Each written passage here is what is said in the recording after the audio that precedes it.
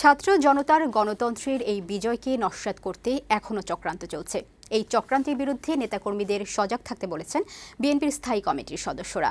অন্তর্বর্তীকালীন সরকারে বিতর্কিত কোনো সদস্য না রাখার আহ্বান জানিয়ে সিনিয়র নেতারা বলেন, দেশ তাহলে আবারও ষড়যন্ত্রের শিকার হবে। নয়াপল্টনে দলের কেন্দ্রীয় কার্যালয়ের সামনে আয়োজিত সমাবেশে এসব কথা বলেন তারা। বিউটি সমাদ্দারের প্রতিবেদন।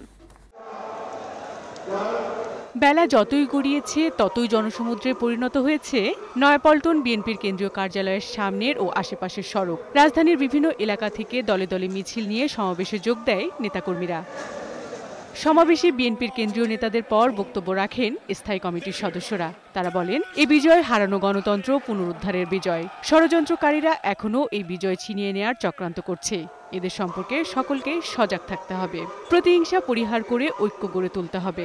এই যে সফল রয়, এই লড়াইকে বিপদগামী করার জন্য চক্রান্তকারীরা, বিগত সরকারের সুবিধাভোগীরা নানাভাবে চেষ্টা করছে। তাদের এই অপচেষ্টা রুখে দিতে হবে। যেদিন ছাত্ররা নেমে আসছে সেদিন কিন্তু বেশি সময় লাগে নাই এই ফ্যাসিবাদের পতনের। ছাত্র জনতার অভ্যুত্থানের সাথে সংহতি রেখে সাম্যের রাষ্ট্র গড়ে তুলতে এখন সবাইকে দায়িত্ব নিয়ে কাজ করতে বলেন সিনিয়র নেতারা। এই সকল কিছু ছাত্র জনতা যুবকের আন্দোলনের ফসল।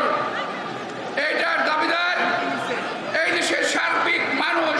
কিছু কিছু দুষ্কৃতিকারী দেশে বিশৃঙ্খলা সৃষ্টির চেষ্টা করছে। আপনারা তাদেরকে প্রতিহত করবেন। ফ্যাসিস্ট সরকারের দালালরা বিভিন্ন জায়গা থেকে চেষ্টা করে যাচ্ছে। আপনাদেরকে সাবধান থাকতে হবে। কোন ধরনের আইন শৃঙ্খলা ভঙ্গ করা যাবে না। কোন ধরনের আক্রমণ করা যাবে না। সংখ্যালঘুদের উপর কিংবা যারা পশ্চাৎপদ লোক বাংলাদেশের নাগরিক, তাদের স্বার্থ সংরক্ষণ করতে হবে। স্থায়ী কমিটির সদস্য খন্দকার মোশাররফ হোসেন বলেন, অন্তর্বর্তীকালীন সরকারকে সহযোগিতা করবে বিএনপি।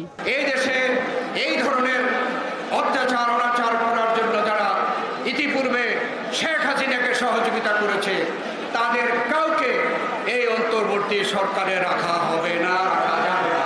সকলের স্বার্থ রক্ষা করে নতুন বাংলাদেশ গড়ে তোলার জন্য নেতাকর্মীদের মাঠে থাকার আহ্বান জানান সিনিয়র নেতারা। বিউটি সমাদ্দার, বৈশাখী সংবাদ, ঢাকা।